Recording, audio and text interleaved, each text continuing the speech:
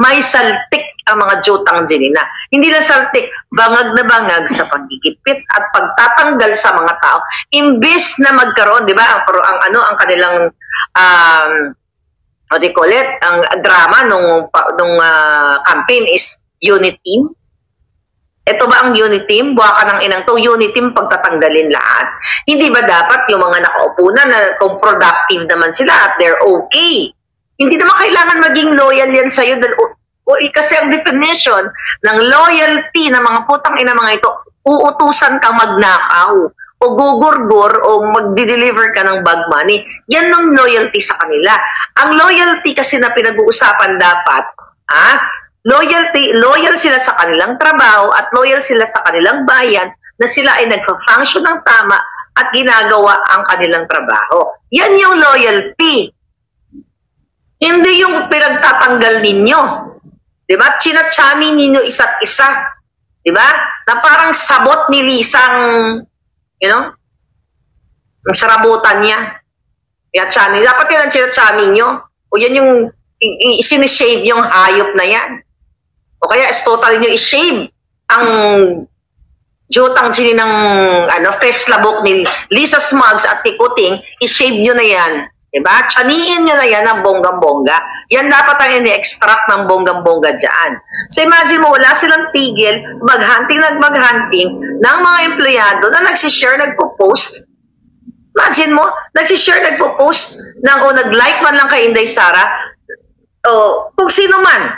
Okay, baka mag-like sa akin, pag nag-like, hindi naman ako nabanggit, pero dati binanggit yan sa ating puting as na hindi sila, kung manood man sila ng vlog ko, hindi ka pwedeng mag-like o magtago ka sa, kaya yung iba, actually, may sabi sa akin, Miss Marlica, sa YouTube kami nanonood, hindi sa Facebook, kasi pag sa Facebook ka nanonood, di ba nakikita, kunyari, Ram is watching, okay? Timberland is watching, nakikita ng friends, yung common friends mo.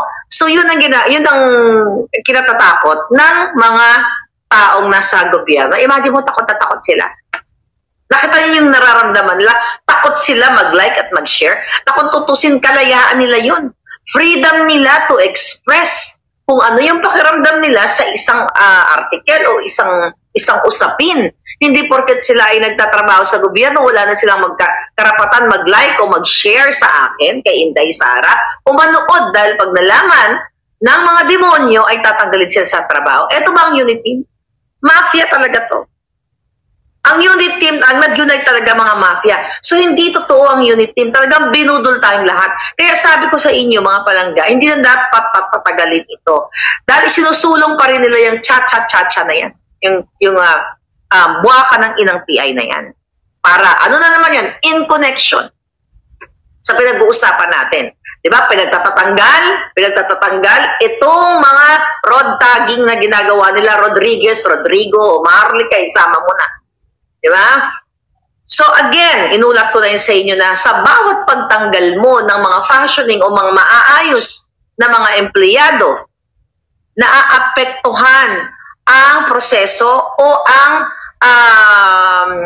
pagpapatakbo ng isang ahensya. Dahil imbes na sila ay nagpo-focus sa kanilang trabaho, naghahanap pa sila ngayon, naghahanap pa sila o tinitignan pa nila yung trabaho ng mga bagong upo ni Lisa Smugs, kung ito ba ay mga maayos o sabuatan sila, kung sila ay magkakasabwat lahat, wala silang gagawin kundi magnakaw, magbenta ng kung ano-anong mga magbibigay ng pabor sa mga contractors, magpapasweldo ng mga flyby ng mga bogus na empleyado nila. So see, kung gaano ka-apektado, we're talking sa isang ahensya pa, let's say dyan sa Bureau of Customs. Okay? May mga matitino dyan kasi paano ba natin nalaman ang mga eksena dyan na pagnanakaw ng mga buwaka ng inang kasabwat nila Lisa? Oh well, yung December nalaman natin kay Clarita Carlos, yung information galing sa Nika na maraming kasabwat o kasabwat si Lisa Smugs dyan sa mga illegalities o smuggling sa Bureau of Customs, Agriculture at kung saan-saan pa. Ngayon, mga kababayan, kung ganito kabuwaka ng ina, itong gobyernong ito na walang ginawa kundi magtanggal na magtanggal. Diba? Hindi tayo makaka-move forward, hindi tayo makakausad kasi ang pinagkakabalan mga yawa, ay magtanggal ng magtanggal imbis na palaguin ang ating ekonomiya. Hindi pala palaguin, ayusin, bigyan ng trabaho ang mga dapat bigyan ng trabaho, itutok sa mga livelihood program. Pero mga putang ina, magtanggal ng pagtanggal. Sabi ko, pangjuang lang yan. May saltik yung ganyang pag-iisip. Wala sa hulog. Bakit wala sa hulog? Kasi bangag na bangag, mga palangga. Ano na idudulot nito? Oh, recently may article na nag-pull out yung mga investors. Okay? Mga investors, foreign direct investors. Okay, mga mamumuhunan sa ating bayan, nag-pull out sila ng kanilang investment. Anong signalis niyan? Anong signs niyan? Okay, marami tayong topic ngayon. Okay, Amalia Edwards, pag-usapan natin ang kadyutahan ng mga ito. So, nag-pull out ng investment. So, anong ibig sabihin niyan? Sukang-suka sa gobyernong ito. Bakit sila nag-pull out? Maari? Okay? Hindi maaari. Nakita nila ang pagiging weak ng ating kuting. Ano ang naka-attach na mga dahilan dyan? Nakikita, walang peace and order. Magulo, wala sa ayos ang ating bayan. Paano wala sa ayos? Yan na nga lang yung daga at surot pagpasok mo pa lang. Sino mamumunan po tangay na pagpasok mo? May gumagapang na daga na kamukha ni Smugs. Di ba? Hindi lang ahas, minsan nagpapalit siya, nagdagaan yung ahas, tapos minsan daga. Kasi yun, daga, dugyot. Mabaho yan. Diba? Mabaho yung daga na yan. So, dun pa lang sa pagpasok, you're talking about FDI. Putang ina. The FDI, kaya kayo nagsusulong ng jutang ng puwersahang initiative para pumasok ang mga investors o FDI chuchu. Oh. Ang bago nyong baguhin, bago sana nila baguhin mga palangga, instead of pagpapalit ng pagpapalit ng ating nakasaad dyan sa ating konstitusyon, pagpapalit dahil gusto nilang palitan para sila ay manatili sa pwesto, but again, you know that already. Imbis na tutukan ng hinahayop na yung mga taksil na yan, diba? Isaayos nila yung airport again, pero ayun na nga, ibibenta na yan, ipa-privatize na yan, kikita na naman ng mga putang ina na naman yan, lahat na ng pagkakitaan. Ngayon, bago balik tayo dun sa mga nag-pull out ng kanilang mga investment sa Pilipinas. Kasi, nung panahon ni Duterte, okay, pinadali, di ba, ang pagproseso ng mga businesses, maliit man o malaki. Nung time ni Duterte, di ba, yan ang problema natin sa bureaucracy, yung buwaka ng inang red tape na yan na dapat lagyan ng tape na yung mga bunganga ni Lisa Smugs. But anyway, sa usapang seryoso, okay? Itong red tape na ito, bumalik. Utangin na kadami-daming mga papel para pagkakitaan ng mga hayop. Mag-a-apply ka lang, sino may tindahan dito? Paano ba ngayon?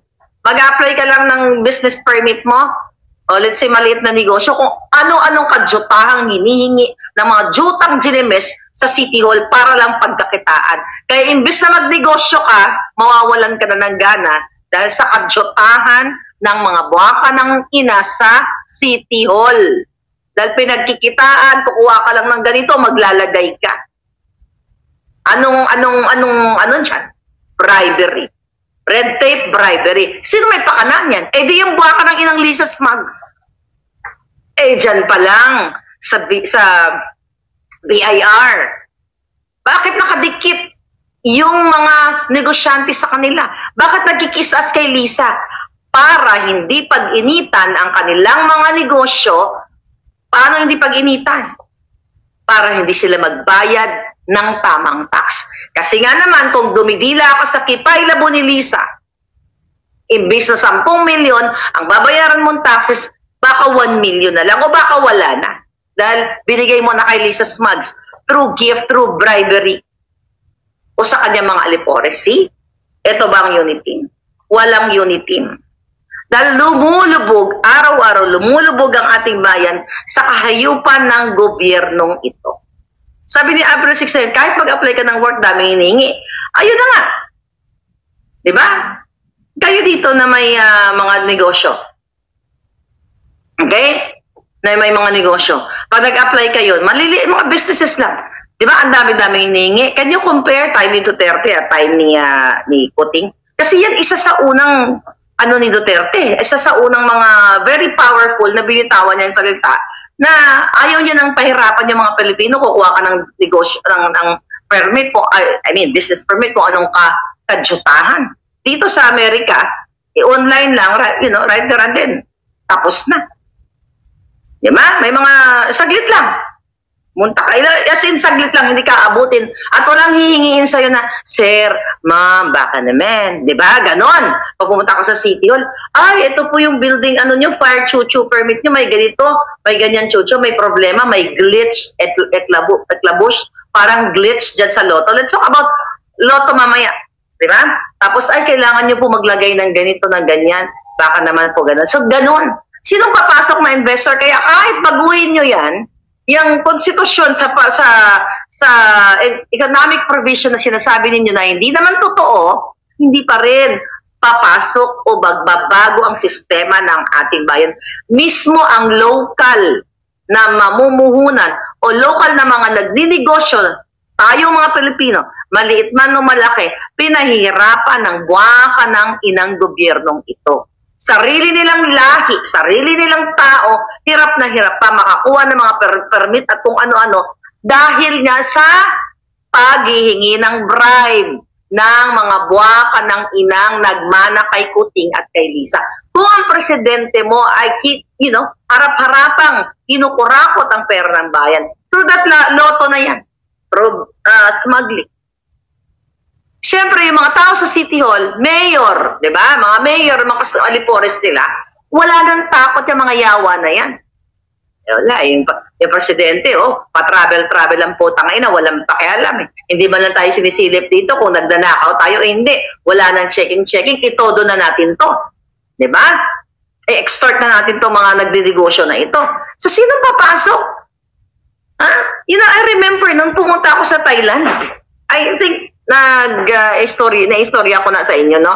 Amalia Fernandez, last year, February pumunta ako pumunta ako sa Thailand. Meron ko na-meet na mga friends doon na mga expat. Okay? Kumain kami. Di ba? Yung kwento na meron silang kondo, kung tama ang pagkaalala ko sa kwento, na sa Pilipinas sila, magninegosyo sila dapat doon.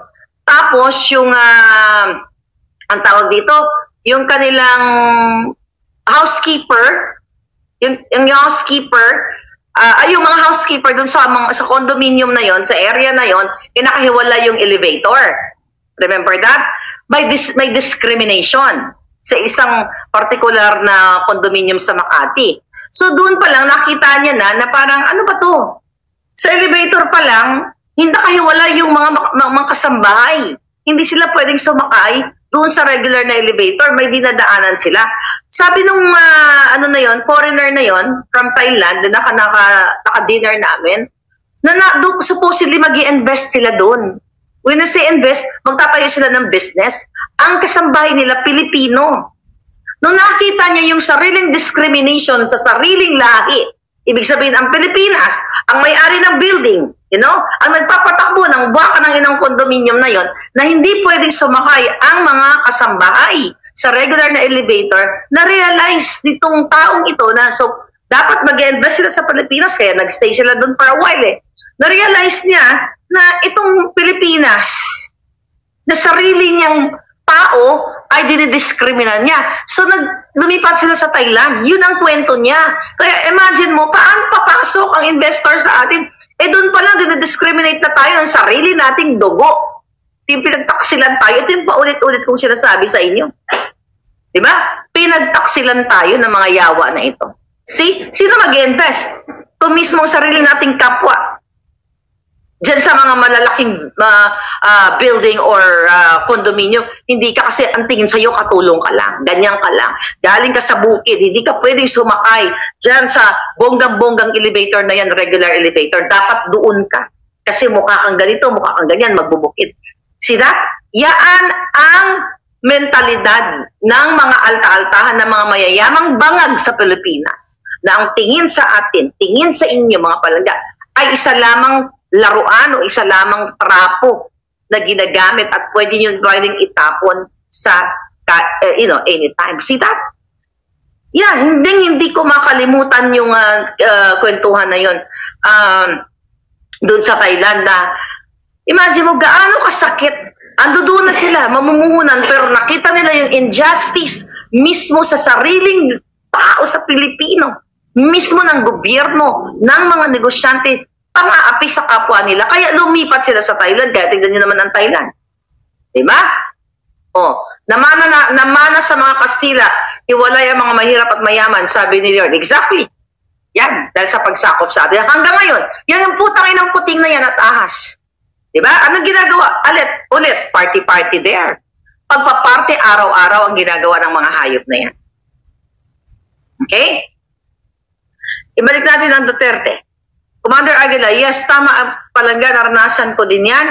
Sa Hong Kong, may sariling lift ang mga DH. Bawal sumakay sa lift ng mga employer, sabi ni Commander Aguila. See that?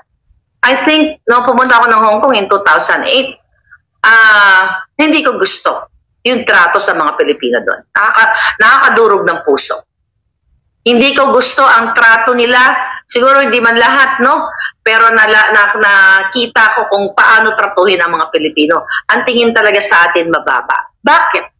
Binabala tayo ng putangin ng taksil na gobyernong itong buwaka ng GNMS. Binabala kayo lahat.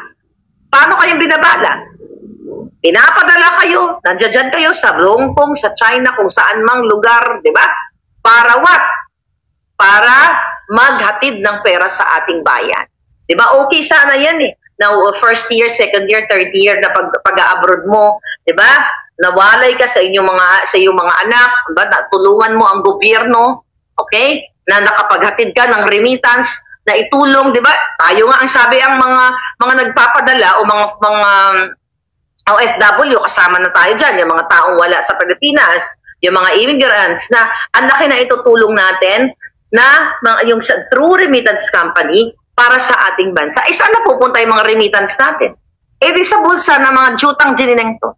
Na kung tutusin sa taon-taon, billions of pesos ang pinadadala nating lahat, di ba?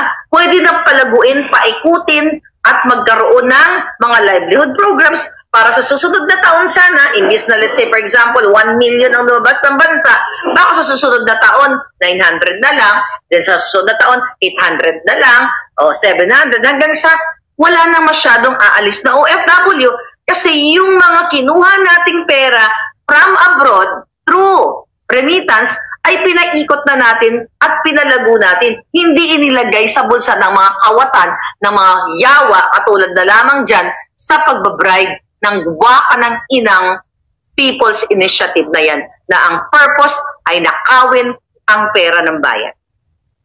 See that? Saan kayo pupunta? Kayo, men and women in uniform, kayo lahat, teachers, nurses, doctors, lahat, ordinary workers, mga nagtitinda, lahat ng uri, lahat ng antas, kung anumang sektor ang nare-representa mo. Lulubog at lulubog na dahil sa ginagawa nitong hayop na ito. Hindi dapat binabago-bago muna yan. Well, sa akin, again, okay. Ito, dito na naman tayo sa premise na ito na, okay, baguhin natin ang konstitusyon. Yun ang sabi, di ba? Kasi sang-ayon naman ako yan kung yan ay para sa tao. Let's talk about economic provision. Diba? Economic para dumami ang mga mamumuhunan. Diba?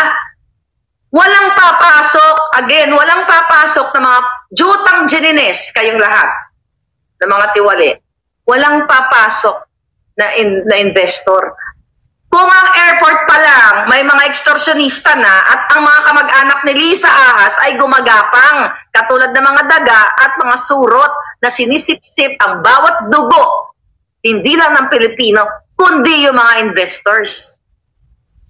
Walang papasok kahit baguhin nyo ang konstitusyon, mga yawa kayo, kung ganyan pa rin, at hindi naman magbabago, kung ganyan ang presidente ninyong hegemonyo, hindi walang papasok. Diba? Papasok man yan, tapos pag nakita nila, pull out, like kung anong nangyayari ngayon. Diba? Pinupull out na ang mga investment nila. Kasi sa nakikita nilang bangag na bangag si Kuting. So you talk about what? Cha-cha-cha-cha. Buha ka ng geninis. Walang silbi yan. Hanggat hindi kayo nagbabago, hanggang taksil kayo sa inang bayan, hanggang nagbabribe kayo sa Senate, sa Kongreso, walang saysayang buwaka ng GNMS na pinagsasabi niyong economic provision. Hindi yan para sa pangkalahatang Pilipino. Para lang sa inyo yan. Para patuloy ang pagkamkam o matantili kayo sa pwesto, mga hinayupak kayong lahat. Buisit kayo. Ngayon, mga kapabalangga. Okay? Let's talk about, okay, mamaya na yung yung Kuting versus Pangulong Duterte. Recently, yung Kuting ninyo, pumunta sa Australia, di ba? At babalik na naman yan sa A4. Naghalad siya, nag-alay siya ng bulaklak. Okay, ito. Nakita niyo na sigurong kadyutahan ito. Nakakulo ng dugo. O, anong drama-drama ni Kuting? Tignan, sa ikalawang araw ng kanyang state visit sa Australia, nag-alay ng bulaklak si Pangulong Bangag na Bangag Jr. sa libingan ng mga Australian soldiers na kasamang lumaban ng mga Pilipinong sundalo noon para makamit ang kalayaan. O, di ba? Anong kaputahan to? Kita niyo ba? O, ayan. Anong kadramahan yan, Kuting? O, akala mo seryoso, nag-alay-alay ng bulaklak ang hiyo di puta? Na may batiron sa lugsugon ng iyang buli, yan lubot, naghalad-halad ang hinayupak. Ano ibig sabihin nito? Plastic ang puki ng... Bakit naghalad-halad yan? Ha? Ba't ka siya naghalad-halad? Bakit nag-alay-alay yan? Kaplastikan, kadyutahan. Bakit ako galit? Jutang ginines? Buwaka ng NMS, yung 6 fallen heroes. Pumunta ba itong iyo di putang ito? Pumunta ba yung hinayupak na yan? Wala. Anong ginawa ng hayop? Ilang linggo pa bago nagbigay ng statement. Hindi na yon. Hindi siya pumunta. Ulitin natin, sa cold plane, naka-chopper, tapos sa ating mga men in uniform na nagbuwis ng buhay, na pinaglalaban nila ang flag, pinaglalaban tayo sa mga buwaka ng inang mga militanting grupo, na yan, kaalyado na nila yan. Sa mga makakaliwang grupo, di ba, dahil binigyan niya ng amnesty ni Kuting yan. So again, dito tayo, focus tayo. Ano itong kaudyotahan itong alay-alay ng hayop na yun? Dito sa hindi mo kakilala, kasama rin ni Bangag Jr., si First Lady Ahas, at sikat pa kayo, pumunta kayo sa Memorial Chuchu. Uy, naghalad-halad ang alpot. Ganyan halad-halad, nagbigay-bigay ng bulaklak. Wow, sikat sila sa buong mundo. Putang ina, pero sarili yung lahi, hindi nyo maalayan ng bulaklak. Nakikita nyo, men and women in uniform? Nakikita nyo kung gaano kababoy, kung gaano katarantado, kung gaano ka-digimonyong ito, yung inyong mga kabaro, yung mga nagbigay ng serbisyo, yung nagkalasog-lasog ang mga katawan nila, dahil sa pakikipaglaban sa bayan, ni isa bang bulaklak may ibinigay itong hayop na to? Wala. Tapos nagpakita ang gina sa Australiano, wala namang problema. Hindi naman natin kaaway ang Australia. Pero unahin pa yung mga, hindi ka kilala, Australian soldiers. Pero itong 6 fallen heroes, dinedma ng hinayupak na ito. Yung bombing noong December of 2023, diba? Dinedma. Yung lindol, yung mga nagbuwis ng buhay, dinedma. Tapos Kuting, maghalad-halad ang iyo diputa niya. Sabi ni 3R1, AFP panahon na para iwasto ang pagkakamali. Dapat na talaga palangga. Sabi ni Cherry, pakitang tao. Sa nangamatay ng mga sundalo sa Mindanao, sabi ni Gerano, wala siya. Yun nga ang point ko. Tapos nagpakita ka, actually, yung hayop na yan, may nakita ako, noong May 4 of 2023, meron pa yung mga drama, pasaludo pang hinayupak. Ayan pa, Amerika yan. Basahin natin. Nag-aray ng bulaklak. Yung scriptwriter nyo, hindi nagbabago ng pagkakamada ng mga panunulat. Nag-aray ng bulaklak si Pangulong Bangag na Bangag sa Tomb of the Unknown Soldiers sa Arlington National Cemetery, 'di ba? Pakitang tao, 'di ba? May papaganon-ganon pa. Ito, yung ganitong ceremony, ginagawa mo ba 'to sa sarili mo? Sa sarili mong mga sundalo? Ginagawa ba ni Kuting to? Hindi. Kaya kayo ang magdesisyon. Men and women and the people of the Philippines, lahat ng mga may pagmamahal.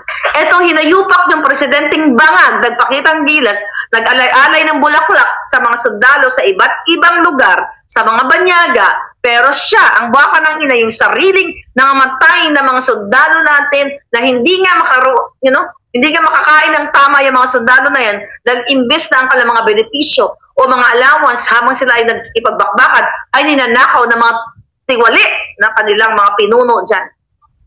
Talk about economic chuchu. You talk about what? Loyalty sa flag. Traidor. Traidor ang putang ng jutang dininang ito. Mga palangga. Sabi ni Tony G, si Duterte lang ang gumagawa na niyan. Totoo, in the past, di ba? Si Inday Sara, di ba?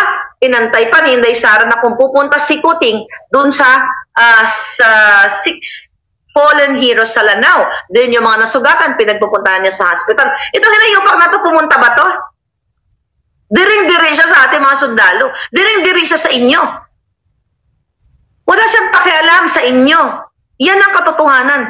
Dahil kung may pakialam itong presidenteng bangag ninyo, hindi niya pipiliin na, makidikit lang ako dito kay Browner Au-Au kasi napapakinabangan ko si Browner Au-Au na napapacify niya ang mga sundalo para hindi mag-aklas laban sa akin. So binubusog na binubusog si Browner Au-Au at yung mga kanyang alipores.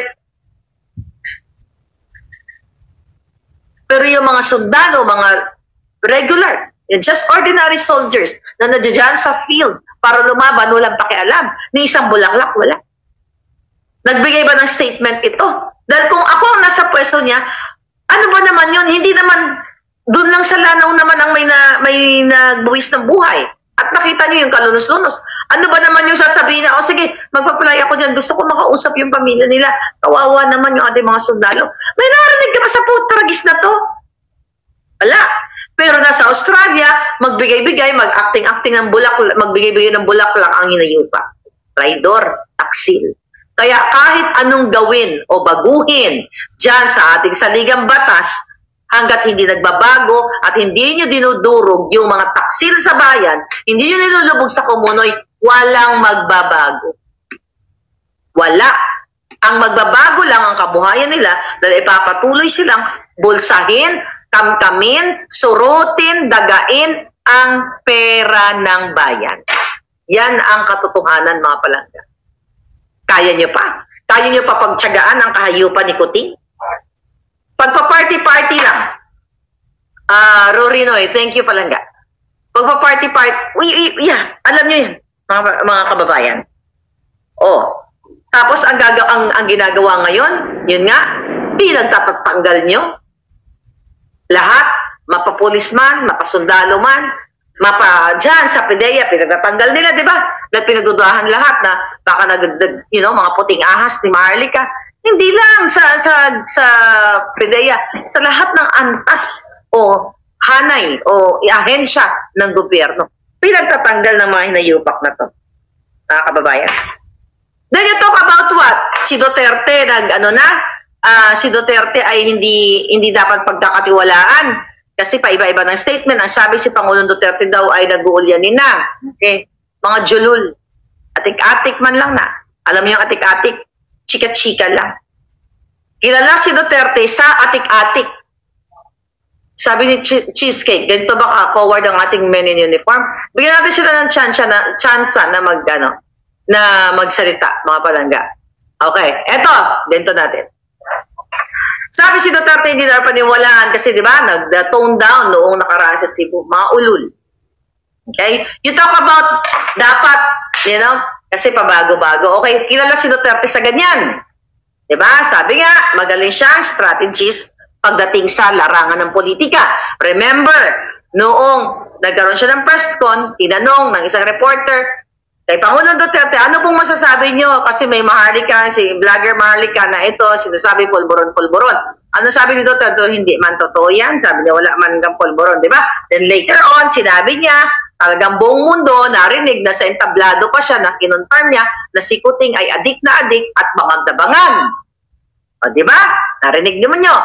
Kaya naman si Kuting ay rumesback na, epekto yan ng fentanyl Yung sinabi ni Pangulong Duterte, di ba? Na alam naman natin na prescribed ng doktor yung tinake ni Pangulong Duterte in the past kumpara sa kanyang pulburon na tinitake na bawal. Okay, na walang prescription, kundi trip-trip lang ay dahil addictus benedictus siya. Okay, now, dumating ang Cebu Rally. Ano sabi ni Pangulong Duterte? Wala, di ba? Gusto niya sinusuportahan daw niya si Kuting in terms of that, pinag-usapan kasi doon, charter change. Sabi niya, wala man ako nakitang ni Bangag, di ba? Ni Marcos na parang malaking error, ganun-ganun, chuchu lang yan.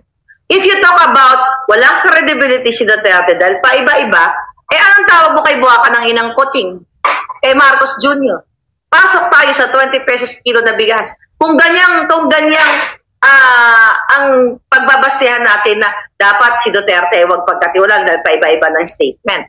Ay yung sinabi ni Kuting na pinangako niya magti 20 pesos ang kilo ng bigas, dapat hindi nyo rin paniwalaan yan. Kayong mga budol na budol pa, dyan pa lang dapat hindi nyo paniniwalaan si Kuting. Pero you compare si Kuting, si Bangag, at yung issue kay Pangulong Duterte. Di ba? Si Duterte, mga palangga, ang atik-atik niya, it's all about tactic o game, kung paano niya ibuga ang mga issue personal na pagnanakaw o pangbabalahura ni Marcos Jr. Di ba? Nag-atik-atik, nag-change of tone. Pero si Kuting, ano bang issue dito? Yung 20 pesos per kilo na bigas. Sino ba ang dapat makinabang doon kung hindi niya binaboy, iniloko ang bayan nang ibababa niya ang 20 pesos na kilo ng bigas? Di taong bayan lahat tayo. Nung sinabi ni Kuting, nung kanyang last zona na sabi niya ang mga smuggler, bilang na ang araw ninyo. Anong petsa na? Pag sinabi mong bilang, dapat mabibilang mo lang sa kamay. O at least less than 30 days. Anong petsa niya? Sinong sinungaling dito? Si Duterte, nag-atik-atik man lang yan, nag-strategize siya na wala naman ako sinabing bangag siya. Okay. Ano ba? May impact ba yon? Okay? Ang sinabi ni Duterte nung nag-change siya, meron. Pero again, kung iisipin mo, di ba? Yung strategy na ginagawa ni Duterte para ipaalam sa taong bayan na bangag si Kuting, okay? Yun ay what? Para makita ng taong bayan na ang presidente mo na si Kuting ay bangag na bangag at yun ay makakaapekto sa pagpapatakbo ng ating bayan dahil bangag siya at hinahayaan niya ang mga smuggler na sinasabi ni Kuting ay na bilang ng kanilang araw, your days are numbered, chucho. Di ba? Sino ang mabigat na sinungaling dito? Si Duterte ba nagsabi na magti 20 pesos ang kilo ng bigas? Nung sinabi ni Duterte na ipalulunok niya ang mga bala na tinatanim dyan sa airport, ano ang naging impact? Natakot ang mga taga-airport. From then on, mga palangga, wala nang naglalagay ng mga bala para mag-extort sa mga Pilipino o sa mga turistang papasok. Kaya during that time, tumataas din ang ating mga pumapasok sa atin para mamasyal o mamuhunan. Diba? Pero kay Kuting, ano nangyari sa airport? May daga. Diba? Susunod, pusa na yan. O kaya tigre na ang ilabas dyan, mga palangga. You know what I mean? So yaan, ang kasinungalingan ni Kuting na sinasabi niya, meron tayong soberenya. Dapat hindi na tayo pinanghimasukan ng mga ibang lahi dahil tayo ay mayroong sariling bansa. Anong ginawa ng Buwaka ng ina? Hindi ba pinapasok ang ICC at ginamit ni Lisa Smugs, yaang si Trillanes, para what? Mag-underground, gumapang, para mangalap ng mga kasinungalingan na ebidensya para i-drug si Sara at si Pangulong Duterte. I mean, dapat si Pangulong Duterte lang, pero i-drug isama si Sara. Kaya nga nagkaroon ng mga kinaray-karay na mga witnesses in relation dito sa issue naman ni Kibuloy, ni Pastor Kibuloy. Diba? You know that already. Para i-drug si Sara na kesyo, binigyan ng baril, chuchu-chuchu. See that? So yun yung pagkakaiba. Ay yung kadyutahan ni Kuting na sabi niya dapat, malaya ang mga Pilipino, malayang pamamahayag, ganyan-ganyan. Dahil noong time niya, 2016 to 2022, dahil inapi siya ng mga mainstream media, ayaw siya bigyan ng platform, di ba? Kaya nga kay SMNI siya bumagsak at binigyan siya ng chance para doon mag-debate kasi nung aling ang debate pambubudol niya. Remember that? Pero kabaliktaran, nung sila ay umupo, gusto niya dapat respetuhin ang kalayaan ng pamamahayag, ang ating mga opinion. Ano ginagawa? Sinopress tayo. At nag-hire ng mga trolls. Hindi lang si Kuting, si Tambaluslos, lahat ng mga kaalyado niya para patahimikin tayo. Hindi lang pag-hire ng trolls, panggigipit, pagtatanim ng mga kaso, pag-iimbento ng mga address, like sa akin, diyan sa Pilipinas, para pigilin ako sa aking ngangabels. Kasi ang sinasabi natin dito, mga boses ng mga taong bayan o mga tao na naka-witness ng kabalahuraan, ng kababuyan ng hinayupak na gobyerno. So anong gusto niyo yung atik-atik ni Pangulong Duterte na tinitignan lang niya, tinitignan niya kung ano maging reaction ng tao, o yung kasinungalingan ni Kuting na ang bigas ay bababa, na ang mga smuggler ay uhulihin niya, pero isa nasama niya sa state visit niya. You know what I mean?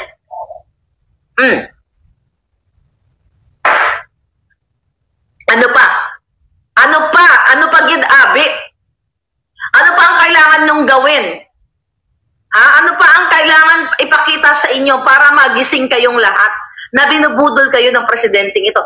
Right now, March 1, 175 million pesos na pinanalo sa loto. At during the draw, nagkaroon ng glitch. Tumalsik ang bola. Tapos ang sabi, papalitan na muna, nagkaroon ng problema. Okay? Doon sa, I think nandito. Nakita niyo na ba yon? Yung sa pagbola nila ng loto? Ano natin ipakita? Basta, nagbola ng loto, line. Tapos, tumalsik yung bola, na-stuck or something, di ba? Basta nagkaroon daw ng glitch, tapos papalitan na lang daw ang makina. Budol-budol machine, nabasa ko nga. So, this Jutang Ginimis 175 million mahigit na panalo na ng loan better na naman ng Ultra Lotto. Wala pa rin ginagawa ang Malacanang dahil nga paano sila may gagawin? Ikasabot nila si Robles. Ano ang gagawin ng Senado? Ano ang gagawin ng Kongreso kung magkakasabot sila lahat? 175 million pesos na dapat ulit-ulitin natin mapunta sa mga serbisyo para sa mga lolo't lola ninyo, sa mga bata, di ba? Sa mga dialysis patient o saan pa. Livelihood program, 175 million, napupunta lang sa what? Sa mga bogus na loan better na hanggang ngayon, yung kadyotahan ni Tulfo, ni Rapi Tulfo, nga wala na. Wala na yung bayag niya kasi laki ng botike. Dahil nga, sabi ko nga, nabayaran ka na, Tulfo. Ninanam na mo na 1 bilyon kayo ni Coco Pimentel. Kasi nakita niyo naman, di ba, nung unang hearing, ang angas ng Jutang Ginimis na Tulfo. Ulit-ulitin natin, ipaporensik daw niya. Sinisigaw-sigawan niya si Robles. Una, matuwa ka eh. Di ba, na parang totoo. Forensic natin. Gamitin natin the ICT. Lahat ng kapangyarihan ng gobyerno, paimbestigahan ko yan. Gamitin ko pa yung sarili kong pera para lang matukoy natin kung sino yung mga loan better na yan. Asan ka na, Rapi? Nakikipagtsoktsakan ka sa pikak mong Diyosawa? Cosplay, no? may nagsabi, cosplay in Diyosawa mo. Well, you know what? Yan, kongresista. Diba? Party list yung asawa niya, silang dalawa. Kongreso, Senado. Nakita yung kahayupan na to? Bakit? Sinungalingalan na kayo ni Lisa para patahimikin ka at hindi na kayo makipaglaban sa katotohanan dahil mas pinili ninyo ang pambubudol ni Kuting. Dahil kung ikaw Tulfo, kayo lahat, okay? Kayo lahat dyan na mga yawa.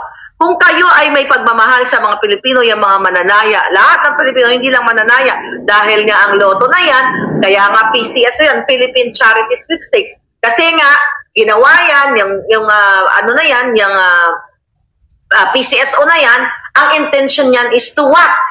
Mag-raise ng pondo during, di ba, sinabi ko sa inyan, nung panahon pa ng mga ninuno natin, para what? Makatulong sa kanilang mga charity works like punduhan ang mga may sakit, punduhan yung ganitong ahensya para matulungan ang mga kababayan. Pero anong ginagawa ngayon? Pinupondohan Pinapanalo nila ang mga loan bettors para pondohan ang kanilang pangarap na mag-stay in power, pondohan ang kanilang Pulboronic Act, pondohan ang kanilang mga negosyo sa labas ng bansa. So sabi ko nga, abala sila sa pag-transport ng pera. Nakakagigil everyday, mga kababayan. Madam, surot at daga, sikat na sa airport, hindi lang bala. Yun nga, mga palangga. Unsubscribe na kay Rafi Tulfo. Yes, wala na siya. 175 million na naman loan better. Sino na naman ito?